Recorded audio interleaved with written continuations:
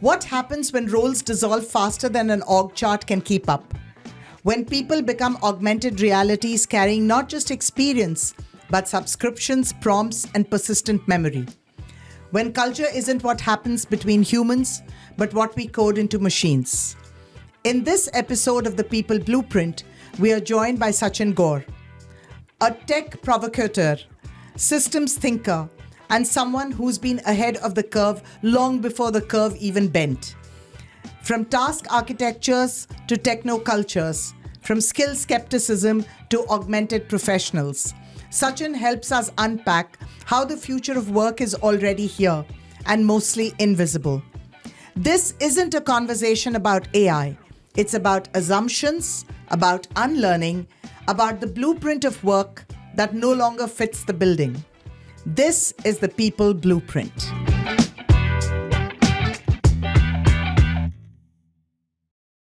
Welcome to the People Blueprint, where we decode the future of work one conversation at a time. I'm your host, Sheila Vasan Singla. My guest today is someone who has never been afraid to ask hard questions about work, technology, learning, and what we call human. Sachin Gaur is someone I've known for years, someone who's always sat at the bleeding edge of systems and ideas, challenging what is obvious and unearthing what's next. Today, we deep dive into some of the most important questions facing people and learning teams. Sachin, welcome to the People Blueprint. Thank you for the invitation, Sheila. Really happy to be here. I'm so glad. Let's start at the very beginning. What do you think we're getting wrong about the work of the future or the future of work? The first one is when we talk about future of work, we talk more about the future, less about work. That's true. Which is why I also said work of the future. Work of the future. Yeah. Also, future creates almost like it's a mental image of too far away from a time standpoint. I think the right phraseology would be the work of tomorrow, because that's all that you have visibility to. There isn't anything more than that. I love Gibson in the book Neuromancer. He says the future is already here. It's just unevenly distributed. So our ability to go ahead and think about what is the most outlandish idea, well, most outlandish ideas are already here. That's true. Right. I think the other thing, and this is something that I find it difficult as well, is we don't understand exponentials. We don't understand the concept of exponential growth. We understand arithmetic. We understand that kind of growth. Additive growth. Additive growth. But exponential growth is something that we're not capable of understanding, or at least we don't do it very well. And when you say we, do you mean people or do you mean in learning? I think collectively, as a human species, we don't really understand this. And I think the last part really is we keep thinking about technology from the lens of the past, wherein we've seen tech really, that's the only thing that's kind of changing. What we're not really realizing is that what the future is going to bring is really agency and intelligence. The difference is intelligence and agency. Those two things weren't existing yet, in the past. I think that... Explain that to me a little more. When you say intelligence and agency. Intelligence, I understand. When you say agency, what do you mean? Freedom to do what?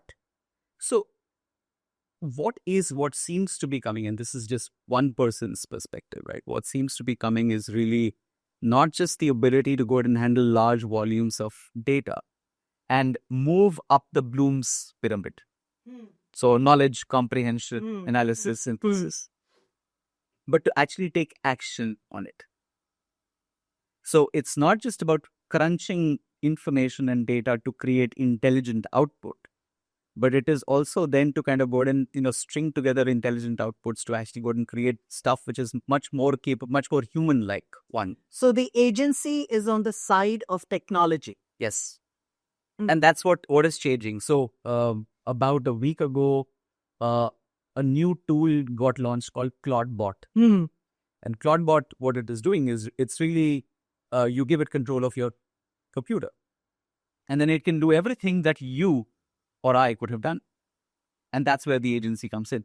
till today, it's been extremely hard to go ahead and have a natural language conversation with an agent and say, hey, can you go ahead and can you log into my WhatsApp and respond to all the 100 messages? And this agency is not just on the software side of it. If you think of what is happening with humanoids, humanoid agency is another level of agency. That's really physical agency. The ability to fold clothes, the ability to go and move material from one rack to the other. That's a completely different form of agency. So it's interesting, while you're talking about agency for technology, it might mean less agency for the human being. But at least when I think of this, I think of organizations effectively kind of starting to resemble two tiers.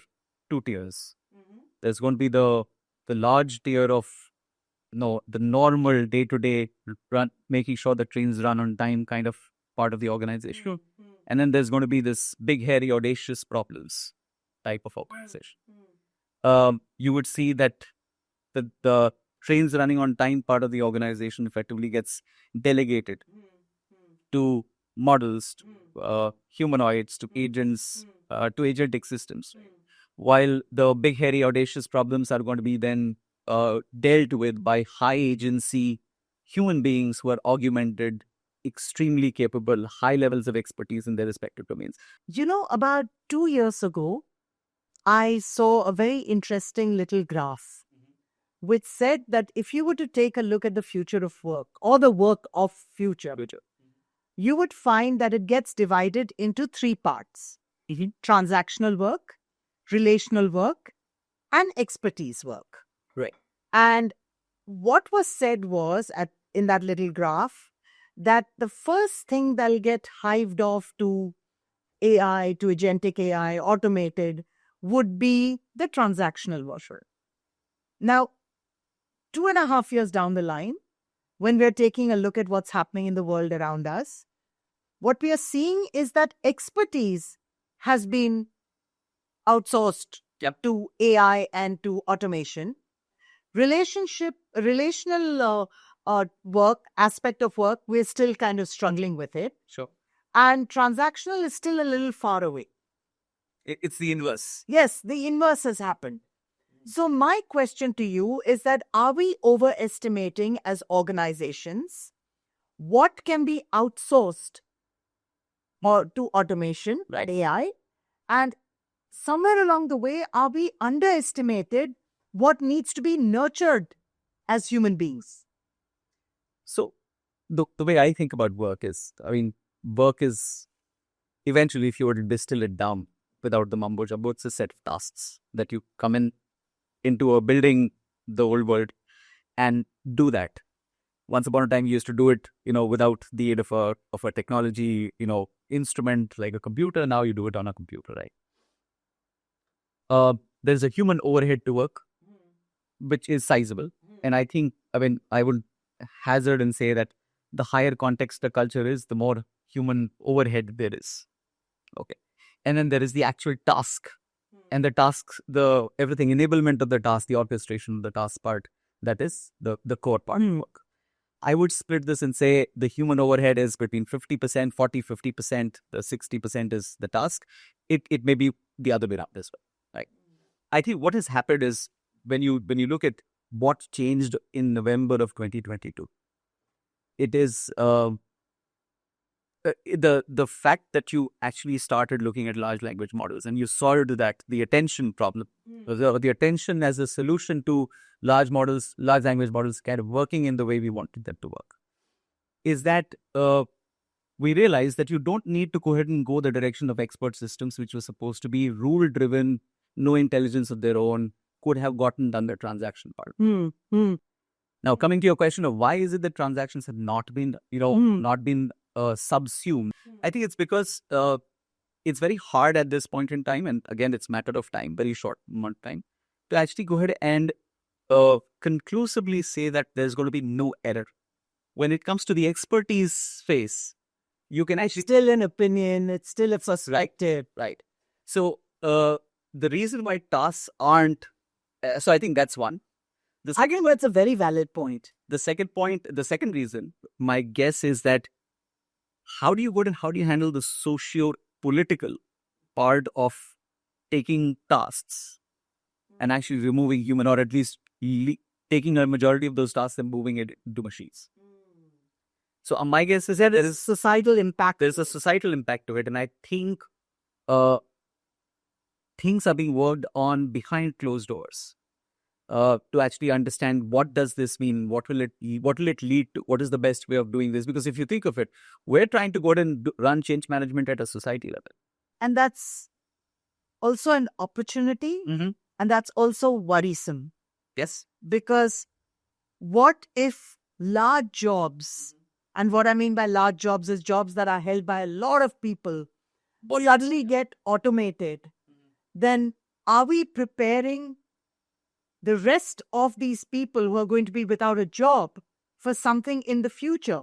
I mean, I don't think there's a clear answer to it. I mean, if you see the kind of messaging that's going out, large organizations, small organizations, the messaging is that start by, thinking of AI as a friend, augment yourself with, your new best friend, AI.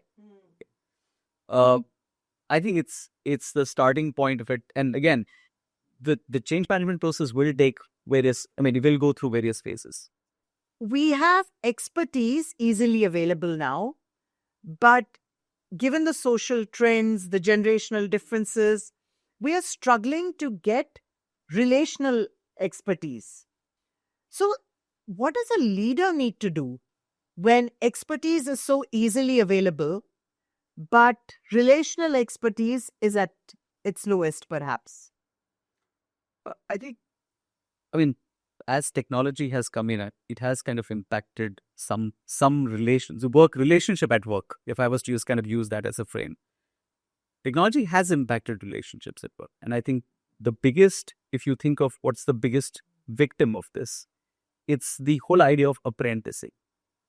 What used to be, you as my supervisor, I come in as an intern, you kind of go ahead and give me direction, I go ahead and I think about it, I create a suboptimal output. Yeah. I share with you, you kind of give me feedback about it, and it helps me develop. Yeah. Yeah. And this is the nature of technology at this point in time. Technology is taking average work and driving its price to zero. And that really is the first victim. The apprenticing model is broken, or will break if it is not already broken. The second strike is this, which is that the classical social contract that has existed between organizations and people is starting to crack in some shape and form. And at this point in time, that social contract does not hold good. And that social contract at some point of time was work hard, and I will give you a future that you can go to, that you will not be extremely rich, but you will live your life in a certain degree of reasonable comfort. You and your family will live it. So all you need to do is to keep your head down, work hard, play the game. And that social contract is kind of in some ways cracking.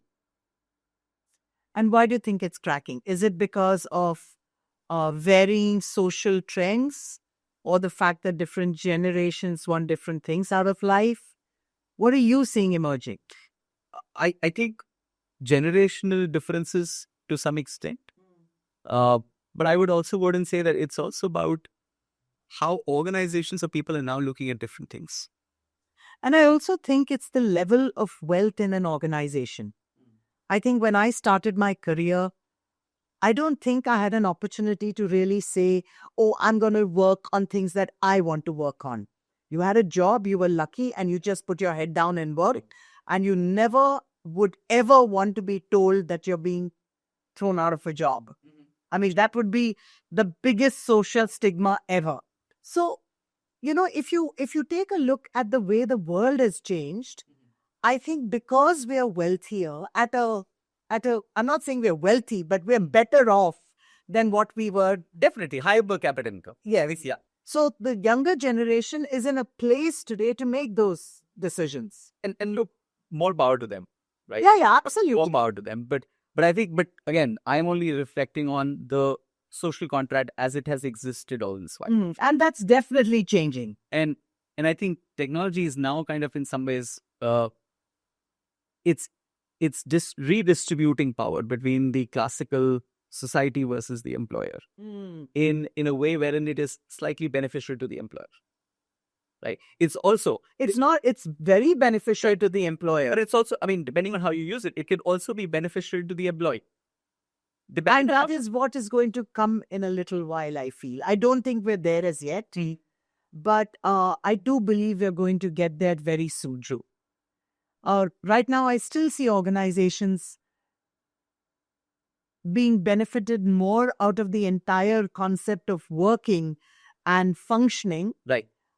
Even if you take a look at simple salary allocation and all the rest. But I think over a period of time, I see that changing. Sure.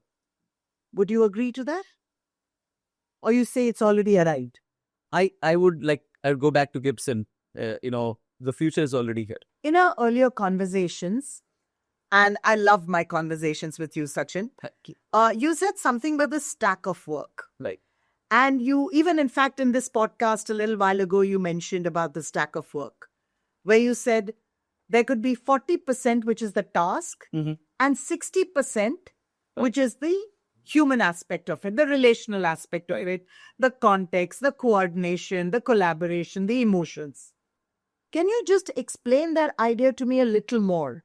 When you say stack of work 40-60, what do you really mean?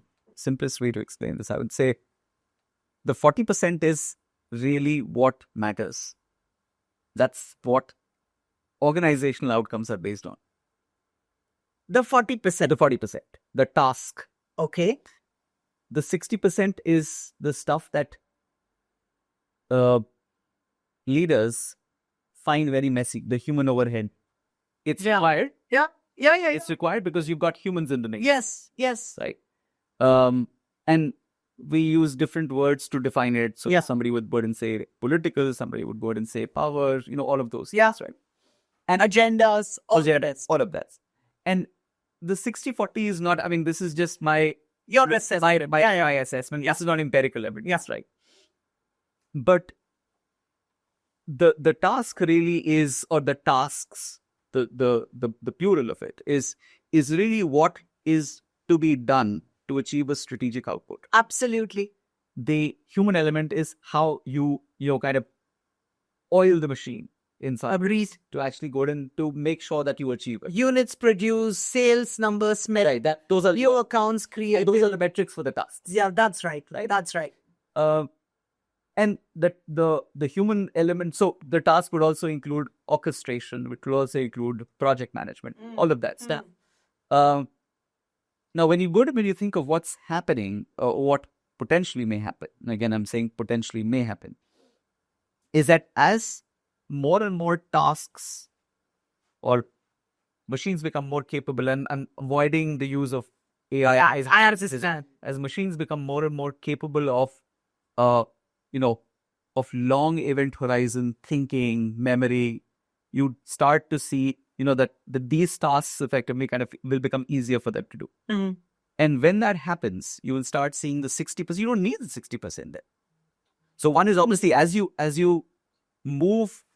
change the mix of your organization, as your org chart starts containing more bots and agents, okay, you would start seeing that that you don't need the 60% as much.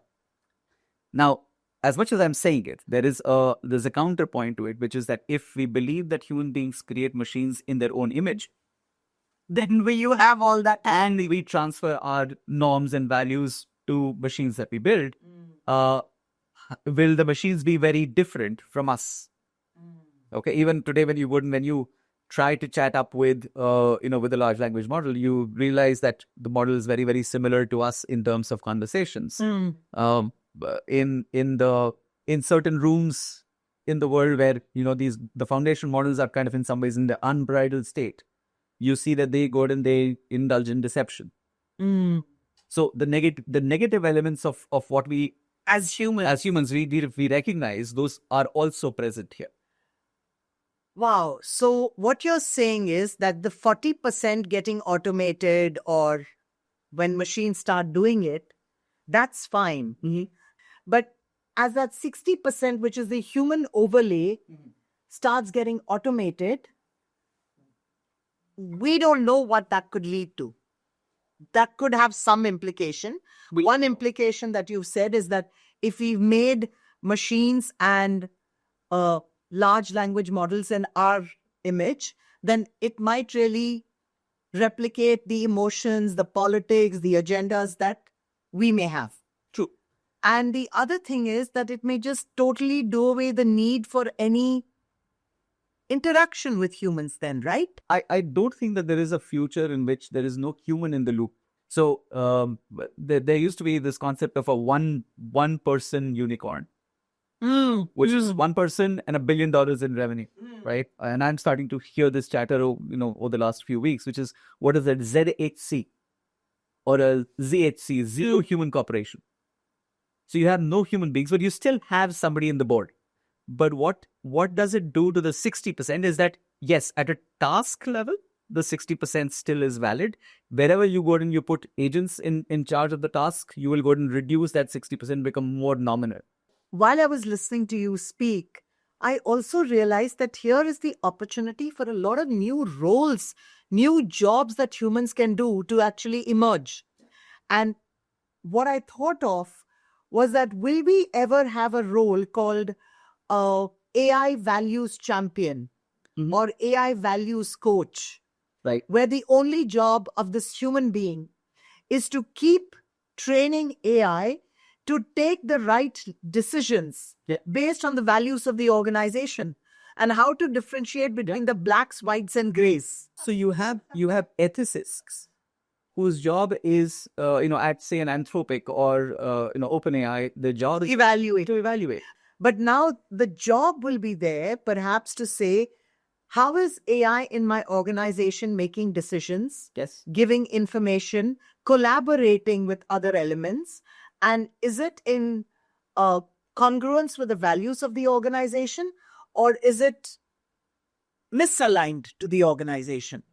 and you're absolutely right, because if you think of the pyramid of, and I'll go ahead and say billions or tokens. This is a pyramid of tokens, right?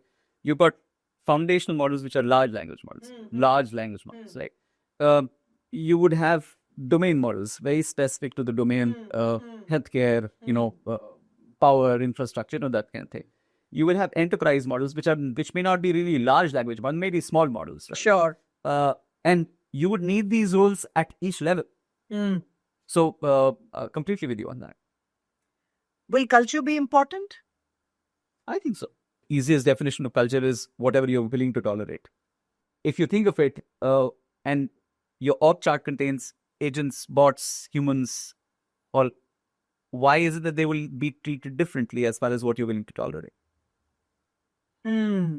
So you would have a unified culture. The difference is that in the case of human beings, it is communicated, evaluated, reinforced differently. In the case of a machine, it's going to be reinforced differently. And I'm only saying bots and agents. You may very well have humanoids, right? If you've read Asimov created the 3 laws. And those 3 laws were the behaviors that you were willing to tolerate as far as robots were concerned. So that became your base culture. That became your culture. Your culture was a culture deferent to human beings. That's right. A culture of not harming them. Yes, that's right. So tell me one thing. Are we building efficient systems? Or are we breaking down human ones? We've always broken down human systems. Take a couple of examples.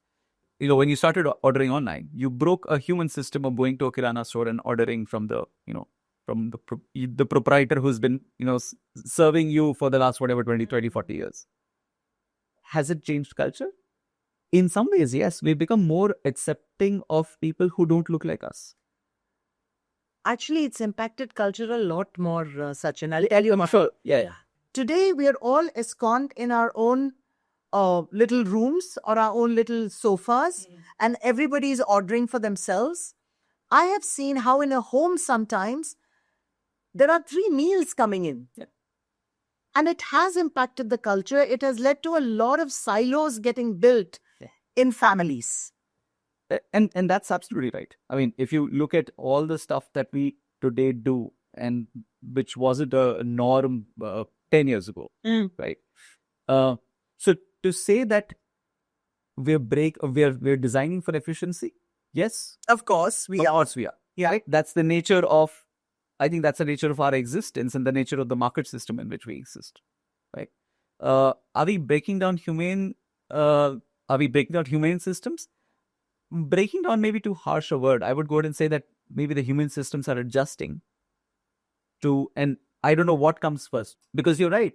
Every man is now an island, but this quote is not from now. Yeah. So the idea of of individualism has always existed. I think the system is now in some ways enshrining it in a more concrete way. So I mean, I would say that yes, would culture change? In general, societal culture has already changed. Yeah. Would an organizational culture change? Yes, absolutely. I don't know whether it is for the better or for the worse, because what matters is how do you then go and then leverage. They also say that culture is it's the shadow of who you are, and every organization needs to then go and have a culture that works for them. I'm just wondering whether culture will even become optional. If we go by the earlier definition, which is culture is what you tolerate, it can never be optional. Wow, this is, it's just taking me back to what you said in the first few minutes of our conversation about how we can't even comprehend what exponential will look like. And we underestimate it so much. In fact, I don't think we could even realize the impact AI, automation, machines will have on our life 5 years down the line. I remember when I started my career, Sachin, we used to make 10-year plans. Yeah. I don't think you can plan for 10 months now. You can't. Yeah. You can only plan. I mean, in the tech space, you can only plan from when the next model evolution. Sachin, earlier on, we would have SOPs for everything. Right. And we would say, this is what a human being needs to do to get the task done. But you have been talking about task architecture. And you've been saying that it's not just important to say what needs to be done, but you need to focus on why it needs to be done, by whom it needs to be done, Right. and how it needs to be done. Why is it so important at this point of time? Well, the idea of having a task architecture within the organization is it just becomes much more easier, much more explainable. And let me qualify that. Yeah. The recent focus, and when I say recent, I'm thinking in terms of decades, right? So the recent focus on skills, right, has been very visible, across all platforms, across all, partner ecosystem. And one of the idea behind skill, the skill-based organization was that, it becomes much easier to understand what do you have and what do you need, right? The skills are provided by human beings. Should be fairly easy for us to figure out what skills do they have, and it should be then easy for us to figure out what skills do we need, and the twain meet in the middle, right? As you start thinking more and more about bringing in a workforce that's not just human, you start bringing in a workforce which is intelligence and agency, Bots and right. machines. And I'm sorry, I'm just consciously avoiding these terms because everybody's just heard so much of it, and even me, more for me. What needs to be clear is what is it that you need to provide them with for them to be able to do the task. the tasks. So you are telling me that the task architecture is the first step to AI enablement. I don't know about the first step part, but definitely one of the first. one of the steps. It is definitely one of the steps to actually go ahead and make sure that we are bringing in technology to actually go ahead and augment your workforce in very constructive ways. It's so interesting because when you take a look at it, perhaps it's because there is no task architecture that we've not been able to outsource Mhm. tasks to another form of intelligence. That one, and I think even more so, I mean, anyone who is kind of in the process of implementing a skill-based organization would realize it, that one of the biggest or the most difficult parts of selling an SBO to, say a board, is that it doesn't make sense to the leaders. Skills, yes, but how will you evaluate 256,000 different skills? How will you go to ensure proficiency levels? I mean, that becomes messy. No, but you're talking skills. I'm talking tasks. Right, but I'm Yeah. I'm kind of coming from there and saying that when you start talking about task architectures, it becomes much easier to understand. Yes. For example, in yes. your organization, you have a set of 232 tasks. Yeah. That is the universal set of all tasks that you do. And then you don't need to figure out what skill you bring in. It becomes much easier to go ahead and say, and part of this is also about how we've been treating workforce. We've been treating workforce not as adults. And if you see what's happening now, you don't need to bring in a tier 1 degree to actually go ahead and work at Google. And I'm using that just as an example, right?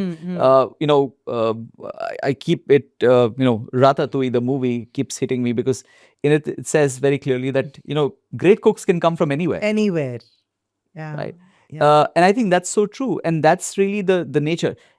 If you give people a very good boundary condition and a set of edge cases on what does a task mean, it becomes so much easier for them to... Absolutely, because you're looking at the outcomes of the Exactly. task. While you look at skills, you're looking at what you need to put into the task. Into the task. And that is really difficult to control. And it's highly disconnected from, I have top tier skills, my outcomes are not great, but hence my performance is not great. And I'm thinking, but you evaluate. You have all the skills, yeah.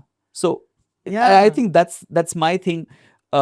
I know of at least one startup that's already in the process. I mean, they're, I forget the name, but they're starting to actually build almost like a compendium of tasks. So they're like the light cast of tasks. It's like a cookbook. Right. If you can, and don't get me wrong when I say this, but if you can idiot-proof the task, then automatically you're taking into account the outcome, right? I don't even think you need to idiot-proof it. Because remember, the task profile, let me use that. Task profile is built for an augmented professional. It's not built for... it should be built. It should be built for an augmented... not yet. Okay. So your task profile is built for an augmented professional. Because here's the thing. In the future, you and I, if we work for the same organization, our augmentations are going to be extremely different. And there could be a time when you're actually doing a review with human beings and agents in the same room. Yeah. On the same screen. I mean, yes, you'd potentially be reviewing it with the developers of the agent, not the agent themselves, because... No, you could have an agent that could come in and could be a review agent that you're working with. Yes. That's for sure. You know, Sachin, one of the points that you made was very provocative. And that is the rise of the augmented professional. Right. And what I understood of that is that it's the person and technology that come together. Right. Tell me a little more about your definition of the augmented professional. If you think of it, my digital habits, and I'm sure so were yours, were formed at the workplace. Because there's no concept of digital in the personal life. Okay, so we effectively learned at the workplace about what technology is. We then, everything associated with the organization, whether it was learning, which platforms would you subscribe to, was all provided by the organization, did not come with it. Right? When you look at people who are joining the workforce today, they come with their own backpack. Explain that. So, people who are joining the workforce today, they have a preferred way of learning. They have a preferred set of resources that they learn from. They also have a preferred habit as far as learning is concerned. So you may use Gemini. Right. And I may use chat. I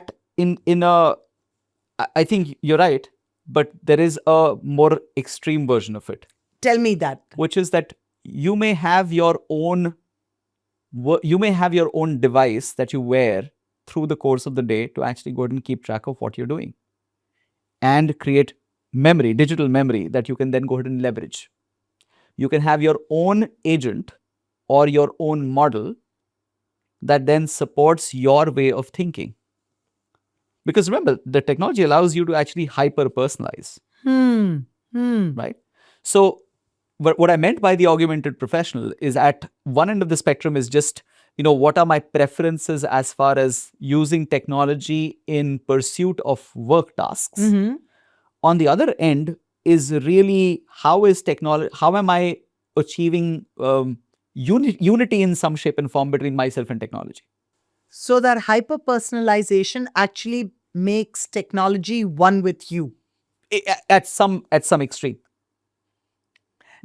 I don't even think it's that extreme, because I think if there's a certain way you start your day and you have a co-pilot enterprise that understands the way you start your day, Right.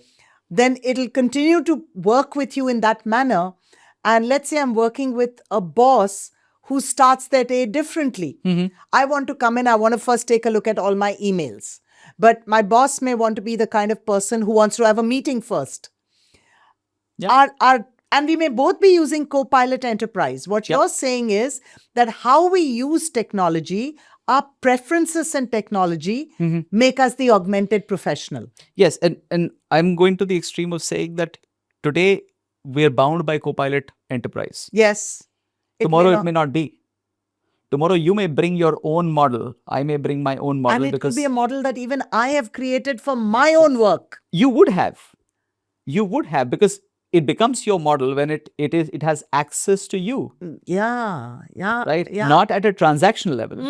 See, today the challenge is that models and platforms usually have an issue with memory. Right? They have session memory. So you close that chat and the memory is gone. But as persistence becomes, higher and higher, your model becomes a digital version of you. And that's the extreme version that I'm referring to. Not really relevant today, but it will be. It's exactly, at a very base level, it's like what Netflix churns out. If I've seen 3 movies of the same kind, then suddenly my streaming will have only the kind of movies that I want or I watched. Yeah, but I think it may not be a very, very robust example, only because it's a very weak approximation of what we are dealing with. Yes, that's why I said it's a very base example. Yeah. But over a period of time, it can get better and better and better. Right. Where technology really reflects you and you reflect that technology. True. And there's absolute seamlessness in the way you use it. And that's the augmented professional, because then you're not bringing a professional to the workplace. You're bringing the professional and their augmentation to the workplace. And what happens if they come from 2 different ecosystems? How does that work happen? Well, I mean, if you think of it, if existing workplaces are anything to go by, you would realize that we already have that, that differentiation is built in today at the workplace. When you hire people from the outside, they come in with their own ways of looking at information. They look at their own ways of looking at trusted sources. They'll have their own way of figuring out right versus wrong, or fake news versus, real stuff. So their digital habits are formed and they're all different. The difference now is that in the coming days, you will start seeing not just the digital habits being different, but you'll also see these habits, the habits of how much of myself am I going to go ahead and let a model reflect, and how much of the model will I reflect. That part will also be very different. So I don't think it's a very unique thing that will only happen in the future. It's already happening. But are organizations ready to handle this level of differentiation? Are they ready to say, okay, well, the differences can be augmented? I think technologically you can. Like, you can potentially go ahead and have a technology solution which allows you to use a different model, me to use a different model. But it's more than just technology here, It right? is. It is. So what do they need to do to get ready? What, in your mind, 1, are they ready? 2, what would be the first thing they need to do to get ready? I think our current state of readiness, and I'm for whatever limited amount of visibility I have into multiple organizations, I think our current way of getting ready is to actually clamp down. So the models that I've seen today are clamp down, create a single version of whatever truth. then go ahead and quickly move to developing an enterprise model which works within the enterprise so that you don't, you have some, safety as far as data is concerned. I don't think it's built to, and by the way, this is reflecting very, very easily. It is reflecting everything that was happening in, 10 years ago. Because then what used to happen was we used to have like search engines, like there were 256 different search engines, and you came inside the organization, we said one version of truth, one search engine, you have no access to anything else, right? So we've done that. We've done that exercise historically. I always look back into history to find solutions for the future, because I truly feel that history repeats itself over and over again. And I'm thinking of the time when all senior leaders had Blackberries, and there were company Blackberries. Right. Only those Blackberries that were company owned, you would get your mail on it. Yeah. But today, because of a lot of back-end systems, you don't really control what kind of phone, what kind of device somebody has. So maybe those solutions will come in. And that's a fantastic example, because that is really, an augmented professional is not just the software side of it. It's also the hardware. Yeah. So I think as organizational norms change, I think these things will evolve.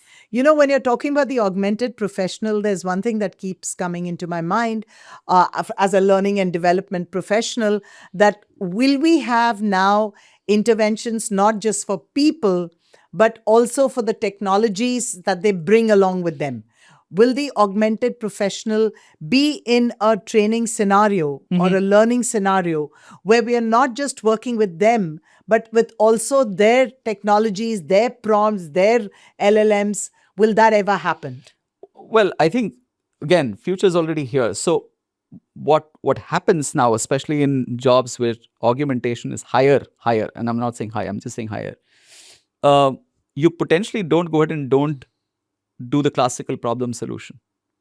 What you do is you do a problem, and then you do a model-a-thon. Because you're augmented, you don't need the answer. The answer is already out there with you. Yeah. So you do a model-a-thon, and then you optimize for number of tokens. So the idea is to actually go ahead and reach the most optimal solution with the least number of tokens that you transfer. So that's already here. I mean, and that I'm thinking an individual then takes more responsibility for knowing the context and the and even the L&D team can do something like that, right? Yeah. Where they really take a look at the context. Yeah. And then they say, okay, now what do we need to create here?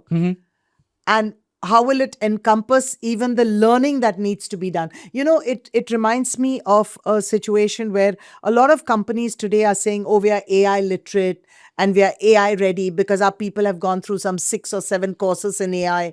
You also see a lot of people putting out these certificates on LinkedIn saying AI readiness here, AI analytics there.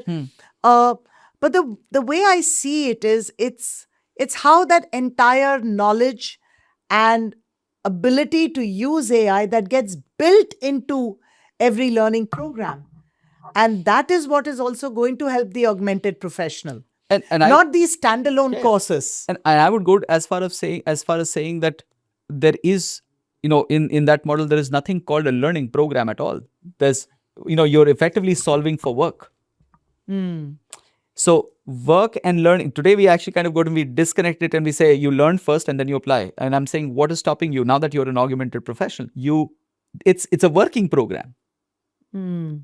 So you've got to go ahead and you've got to figure out how to reverse engineer something. Let's go ahead and let's give you what you need to reverse engineer. Let's go ahead and build pods of teams. And now you figure out.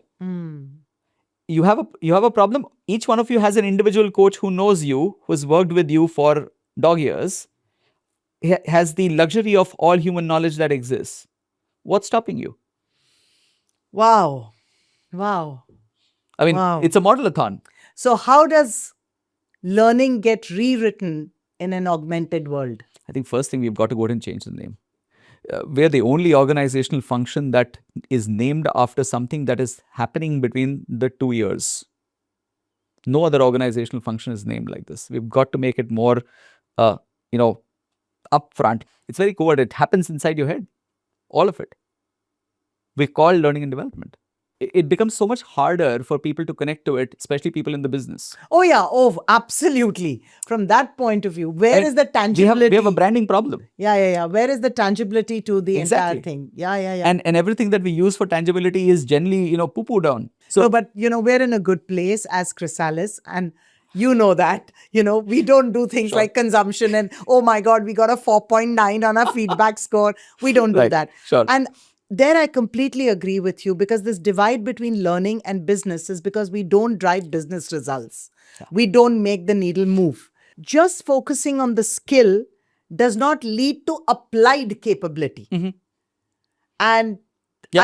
I know for a fact that from my point of view, that is what we drive.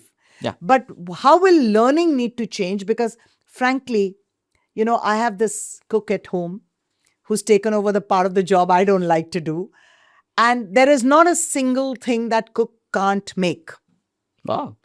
Because, Lucky you. Because they have YouTube. Hmm. So I have to just go and say, do you think you can make something à l'orange? And he will say, okay, write it down for me. He'll search for it and he'll make it. Mm-hmm. There is nothing that he can't make. Yeah.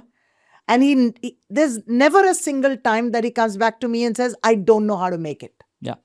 Now, in that kind of environment where people are learning all the time and they're learning the way they want, Mm-hmm. how do we build learning systems that don't seem like fossils in this augmented world? Don't go shooting yourself in the foot. I am not going to do that. I will be very, very careful about what I say next. But no, please be honest. Please be honest. I think, like I said, I think this is a part where, so there are a couple of things that definitely come to my mind short term. I can't look very long into the future, right? I think short term, the biggest effort is really to go out and help people understand augmentation. That's the first phase, if you were to ask me. Augmented professionals have higher performances, and becomes much easier to go and connect that with organizational performance. So, in some ways, org effectiveness gets driven when you create augmented professionals. Okay. But these are augmented professionals. They're not professionals who are using a tool, right? So, I think that's one part. I think the second part is really workflow. Because in reality, if you think of it, augmentation by itself will not yield results if the fundamental value stream of work is not altered. If all that you're doing is doing a drop and not changing the work stream, then it's really not. And again, if you think of it, the closest analog that I can go and think of was the ERP implementation of the past. So when you implemented ERPs, you looked at the processes and then you said, hey, look, the process can be done more efficiently by reducing it, or even sometimes by adding things to it. And we'll then kind of let the system take care of it, right? I think that the second phase is really to actually go to, and I don't think these phases are one after the other. They may be running in parallel depending on what kind of an organization you are. I think the second piece is about figuring out how to make the flow of work more meaningful for the individuals and more effective and efficient for the organization. I think that's the second part. The third piece is really almost kind of getting into people effectiveness and org effectiveness world. Because if you think of it, what is happening is that the Bloom's pyramid, knowledge comprehension taken care of in some shape and form. Analysis, synthesis, also in some ways, starting to be taken care of by virtue of how models are evolving, right? Judgment will still remain the human purview. That's the human in the loop. So one space is really evolving, refining judgment, giving people a sense of nuance, giving people a sense of creativity. What does it mean to be innovative in your space? How to go ahead and how to look at hundreds, if not thousands of options and make choices in good taste. And you believe that artificial intelligence will not take over judgment? I feel that is an area that will take over most easily. So I think whenever I've thought about this, my brain automatically goes to Skynet. Because once you allow judgment to machines, will they eventually go ahead and take judgment? I mean, in smaller ways, they already do, right? Your your ADAS on a car makes a judgment. Exactly. Right, makes a judgment. Exactly. So in the but again, that's for personal safety, right? But in an organization, will you allow a model or a machine to actually go ahead and take a judgment on what strategic choices you will make? Maybe not. Maybe you'll go ahead and you'll let it come to a point of saying, hey, here are the 1,500 different choices, pros, cons. If I am an augmented professional in the true sense, Right. and I love that differentiation, that it's not about using tools, but how much of it is integrated into your way of working. Right. Then I might actually be outsourcing judgment without even realizing it.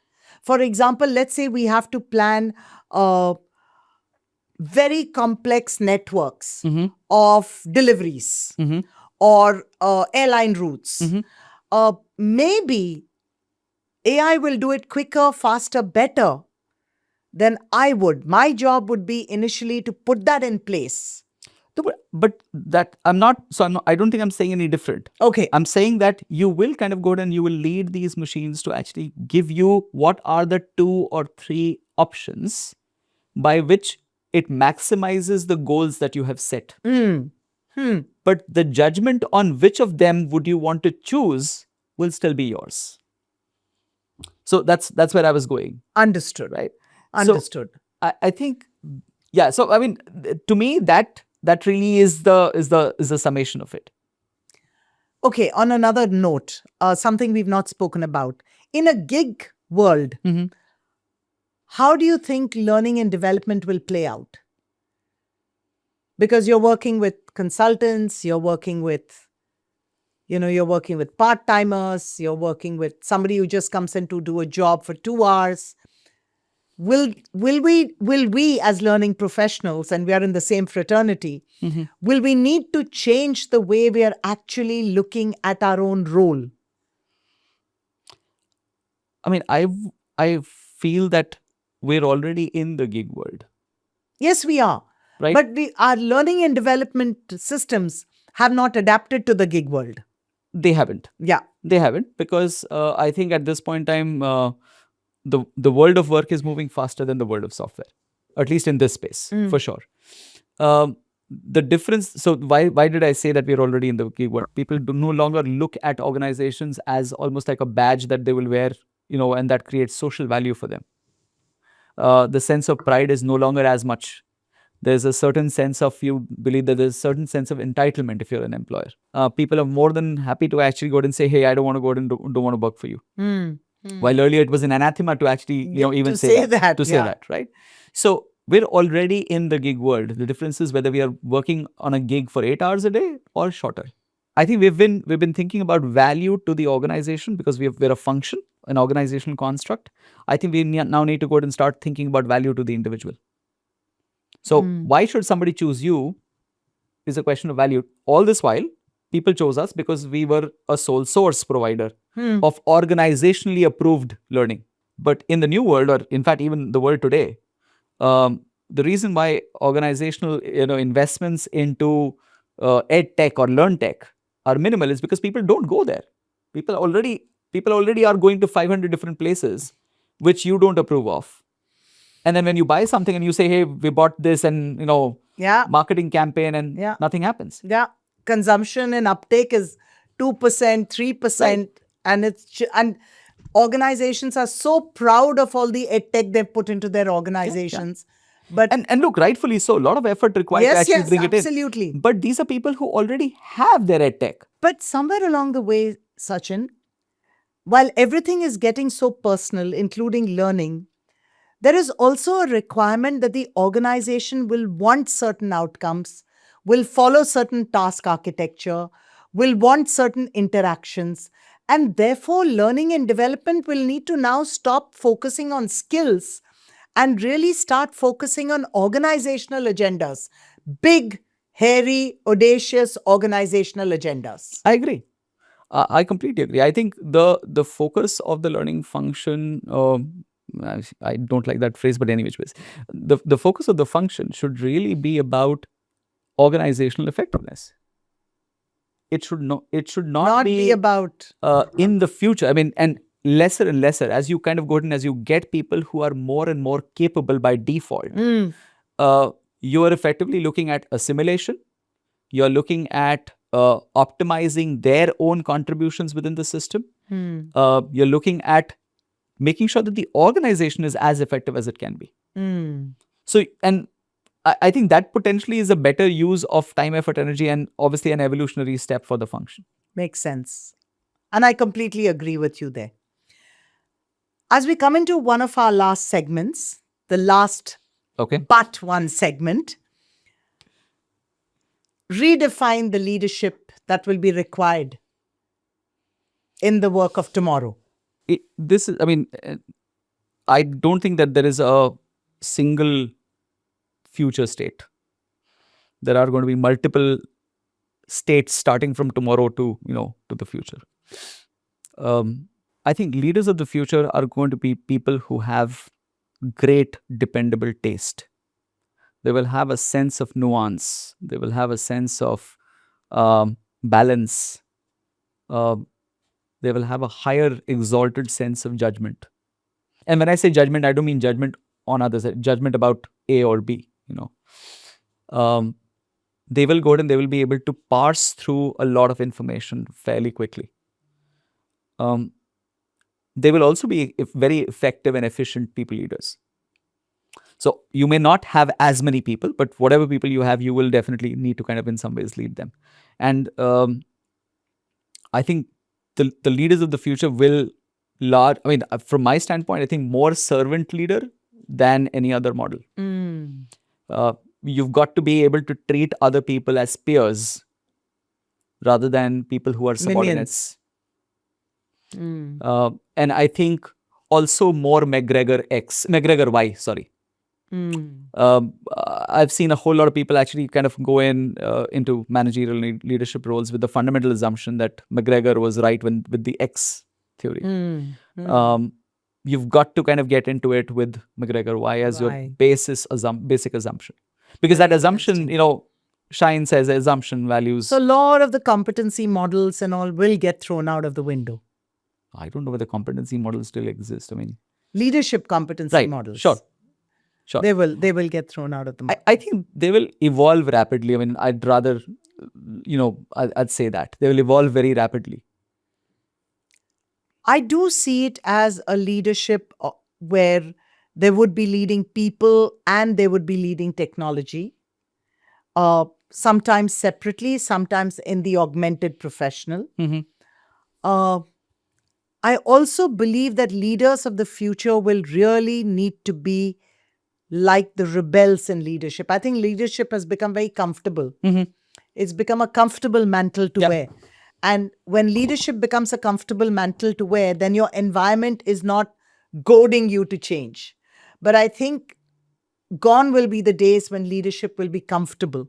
Yeah. This is how I see it. I agree. I think when you have to lead people towards a big, hairy, audacious goal, and these are people who are high agency, high levels of expertise, in general, sharp, be able to process information from multitude of sources. And also not loyal to only you. And they're loyal to the problem, right? They'll be loyal to themselves because if it is a gig economy, then you'll find that they'll be loyal only to themselves.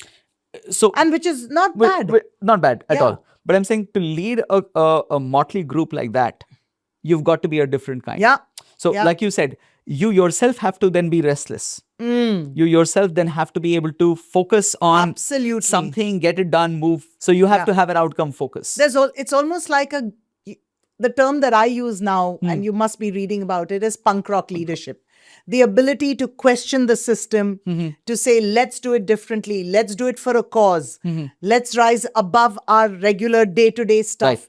It's almost like questioning your very existence. Yeah, you've got to disrupt. You've got to be able to disrupt what you do so that... As a leader, yes. This has been a really interesting conversation with you. And Sachin, the one thing I can say is that every time I sit down to talk to you, I don't even know where time flies. Thank you. So we have to say thank you at this point of time. And I'm sure one of these days we'll get you back again. Thank you, Sheila. Thank you for inviting me to the People Blueprint. From tasks to techno cultures, augmented humans to agent org charts, Sachin reminds us that the future of work isn't about better tools, it's about braver questions. That maybe the task of learning leaders is not to preserve what exists, but to design for what's emerging.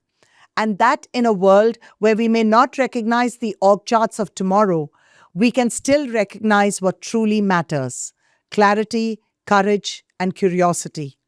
If this episode made you rethink how we work, lead, and learn, share it with a peer, a leader, or a team ready to unlearn. This is the People Blueprint, and until next time, stay curious and get future ready.